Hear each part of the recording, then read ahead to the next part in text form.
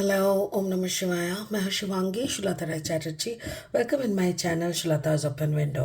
Gemini Mithun ये आपका reading है. ये है 1 अप्रैल 2024 से लेके 15 अप्रैल 2024 तक की एनर्जी के ऊपर 3 कार्ड का रीडिंग करेंगे, जिसमें आपका love, relationship, career, finance and health, ये तीनों दिशाओं में हम लोग नज़र घुमाएंगे और देख लेंगे अप्रैल की पहली सेट 15 दिन आपके लिए क्या लेके आ रहा है. ठीक है, तो चलिए देख लेते हैं स्पिरिट का क्या कहना है. ओके, 10 ऑफ आर्थ यानी 10 of pentacles, that's really beautiful. ये आपका लव एरिया में है, यानी लव रिलेशनशिप में. आपका करियर फाइनेंस में है page of water, page of water. And आपका हेल्थ में क्या है? हेल्थ में है queen of water. Wow, that's really beautiful. मुझे ऐसा लग रहा है जेमिनाई कि जैसे आप अपनी जो प्यार है उसमें आप अपना फ़ायदा, या तो फिर आप कुछ फाइनेंशियल गेन, या तो कुछ फाइनेंशियल स्टेटस, ऐसा कुछ आप ढूंढ रहे हो, या तो फिर अपनी तरफ से आप जिस सिचुएशन में खड़े हो प्यार की, वहाँ पे आप अपने फ़ायदा आपको मिल रहा है, like you are getting your benefits. आपकी अगर करियर फाइनेंस है तो मेरे ख्याल से कुछ नया प्रपोजल्स आपके सामने आने वाले हैं, क्योंकि यहाँ पे पेज ऑफ वाटर है, यानी जिस जगह पे आप ज्वाइन करने के लिए आपको इमोशनल, एक बच्चे की इमोशन की तरह आप ट्रीट हो जाएंगे. क्वीन ऑफ वाटर आपकी हेल्थ में, यानी आप काफ़ी मैच्योर तरीके से अपना पूरा सिचुएशन को क्लैरिफाई कर रहे हो. तो जो मैच्योरिटी एक मतलब माँ कैरेक्टर में रहता है ना, वो मैच्योरिटी आपके अंदर दिख रहा है. ठीक है, बाकी स्पिरिट का ब्लेसिंग कार्ड है सहस्रारा, यानी हमारा जो क्राउन चक्र होता है वो. मेरे ख्याल से देखो, किसी का अगर क्राउन चक्र ओपन होता है तो उनको इंट्यूशनल लेवल में ना बहुत अच्छी मैसेजेस मिलते रहते हैं, वो उनको डायरेक्शंस मिलते रहते हैं, वो अलाइंड फील करते हैं हायर कॉन्शियसनेस के साथ. तो ये है इस कार्ड का मीनिंग. बाकी आपके रीडिंग में ये कैसे फिट बैठेगा वो हम लास्ट में देखेंगे. ठीक है, तो चलिए अभी हम लेनोर्मैंड डेक से 3 कार्ड ले लेते हैं रीडिंग को आगे बढ़ाने के लिए. अगर आप मिथुन राशि के जातक है, या तो फिर मिथुन लग्न के जातक हैं, ठीक है ना, सन मून राइजिंग कहीं पे भी अगर आपका जेमिनाई एनर्जी यानी मिथुन एनर्जी है, तो आपका एनर्जी के साथ इस रीडिंग का एनर्जी में कुछ ना कुछ मैचिंग तो आपको ज़रूर मिलेगा. ठीक है, the first card is ship. Okay, card number 3, sheep. The second card is fish, card number 34, fish. And the third card is card number 10, the sickle. Okay, that's really beautiful. और 3 card लेंगे reading को final stage तक ले जाने के लिए.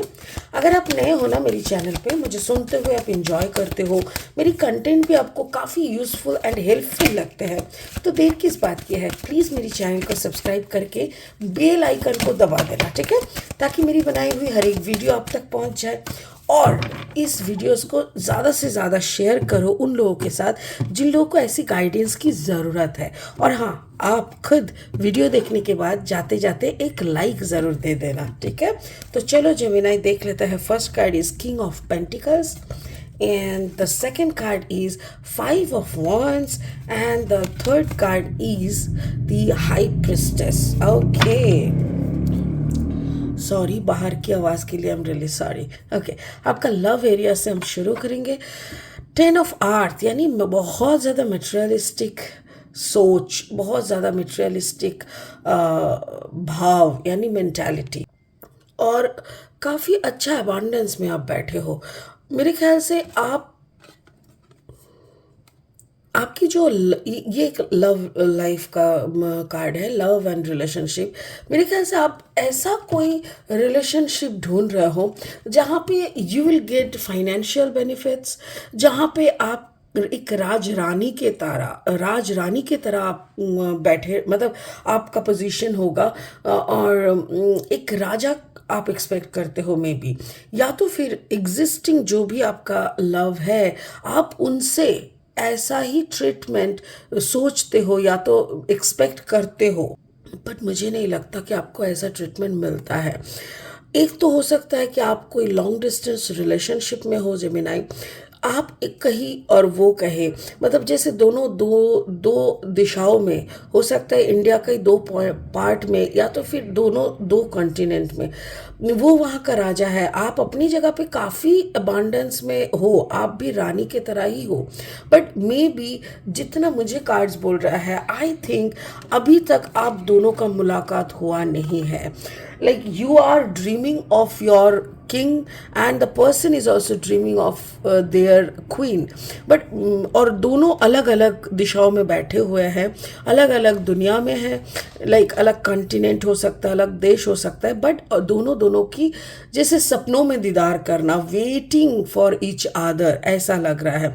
अपने अपने काम काज पे बिजी हो, आप भी अपने करियर को और अच्छा जगह तक ले जाने का कोशिश कर रहे हो, एंड जिस पर्सन के लिए मैं बोल रही हूँ ये भी काफ़ी स्ट्रांग है अपने करियर में, और अच्छे से करियर को सजाने का भी ये कोशिश कर रहा है। तो it is going good, but दोनों मेरे ख्याल से दोनों से नहीं मिले। करियर फाइनेंस में देखो पेज ऑफ वाटर, मुझे ऐसा लग रहा है कि you will get some other other company offer.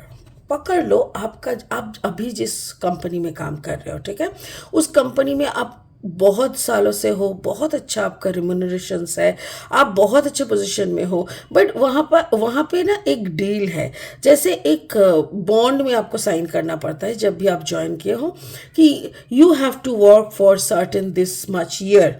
अगर बीच में आप छोड़ोगे तो you have to give this much, मतलब इतना अमाउंट पेनल्टी के तौर पे आपको दे के फिर जाना पड़ेगा, ऐसा कुछ मुझे लग रहा है। अगर ऐसा कोई है and you are getting a better benefit, like better job offer, अभी आपके दिमाग में चल रहा है कि जिस कंपनी से आपको ऑफर आ रहा है वहाँ पे आप जाओगे तो you will act like a page of water, यानी एक जूनियर, राइट, जहाँ पे आप ज्वाइन करोगे वहाँ पे आप जूनियर के तौर पे आपको ट्रीट किया जाएगा। ऊपर से एग्जिस्टिंग कंपनी में आपको काफ़ी सारे पैसे दे के खुद को छुड़ाना पड़ेगा, बट ये भी आपके दिमाग में चल रहा है कि वहाँ पे जूनियर का जितना सैलरी है ना, यहाँ पे सीनियर का उससे भी कम है।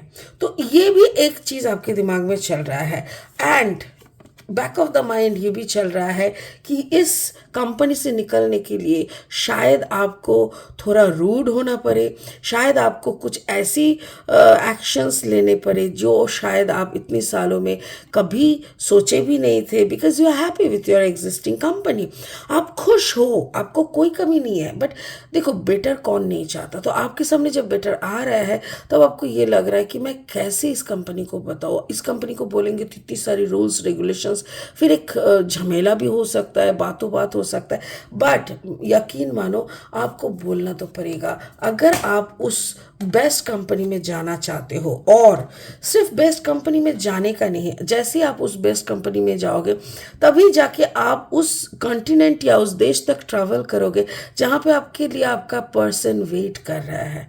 So it is very much related, आप चाहो ना चाहो आपको जाना ही पड़ेगा। सो ये यूनिवर्स का एक प्लानिंग है जिस पे आपको कदम रखना ही पड़ेगा।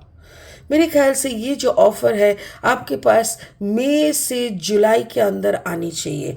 जुलाई तक अगर ऐसा कोई ऑफ़र आ रहा है then you will get another 4 to 5 months की प्रोसेस करने में, ठीक है। मेरे ख्याल से 2025 की एंड या 2025 की मिडल तक आपके सामने ये ऑफ़र आ जाना चाहिए।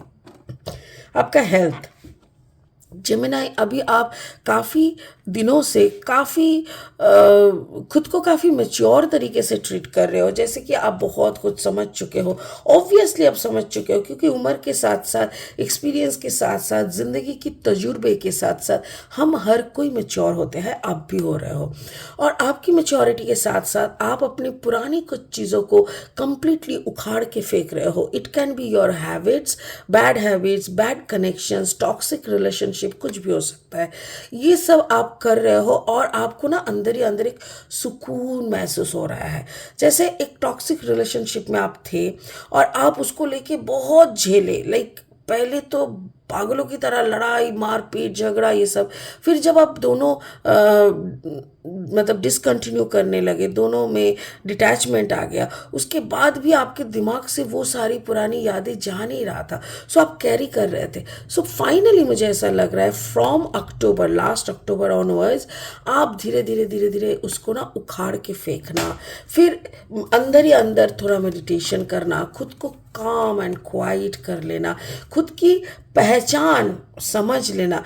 देखो मुझे बहुत ज़्यादा लग रहा है कि may be you have a combination like Scorpio and Gemini, Scorpio Gemini, Pisces Gemini, Aquarius Gemini, ऐसा एनर्जी लग रहा है। बट ज़्यादा से ज़्यादा मुझे स्कॉर्पियोनिक एनर्जी ही महसूस हो रहा है। और आपको आपकी इस मेच्योरिटी लेवल तक आने के लिए किसी की तो हाथ है, कोई है जो आपको गाइड करते हैं, जो आपको थ्रू टैरो हो सकता है, थ्रू स्पिरिचुअलिज्म हो सकता है, थ्रू एस्ट्रोलॉजी हो सकता है, बट कोई तो है यहाँ पे जो जो इमोशन को कंट्रोल कर चुका है पहले से ही, जिनकी पैर तले मुन है, मुन is the symbol of emotion, इन्होंने ऑलरेडी अपनी इमोशन को कंट्रोल कर चुके हैं। सो आप इनके पास आए हो, this person is guiding you, और उनके गाइडेंस में आके आप भी अपना इमोशन के ऊपर काबू पाए, और तभी जाके अपनी पुरानी टॉक्सिक थिंग्स को उखाड़ के फेंक दिए। एक नया चैप्टर शुरू करने के लिए आप मेडिटेशन किए, चैंटिंग किए, एफर्मेशंस किए, बट जो भी किए आप बहुत शिद्दत के साथ किए, and you are getting the result. Beautiful. Spirit का कहना है सहस्रार चक्र, मेरे ख्याल से आप जो भी यहाँ पे प्रैक्टिस कर चुके हो जेमिनाई, इसका फल आपको मिल रहा है, और इसका फल एक बहुत बड़ी पैमाने में ऐसा है कि आपका थर्ड आई चक्र या आपका क्राउन चक्र भी ओपन हो सकता है। कैसे कि आपको परफेक्ट गाइडेंस मिलने का, परफेक्ट डायरेक्शन मिलने का, ये सब के लिए आपका सहस्रार चक्र खुल सकता है, और आप बहुत अच्छी तरीके से गाइडेंस को एंजॉय कर सकते हो। आप ओम का चर्चा ज़्यादा किया करो, ओम का चैंटिंग ज़्यादा किया करो। आप जैसे मॉव कलर का जो स्टोन है वो है एमेथिस्ट, आप अगर हो सके तो एमेथिस्ट पहना करो, क्योंकि एमेथिस्ट इंट्यूशन लेवल को बढ़ाने के लिए बहुत अच्छा होता है, बहुत बेनिफिशियल होता है।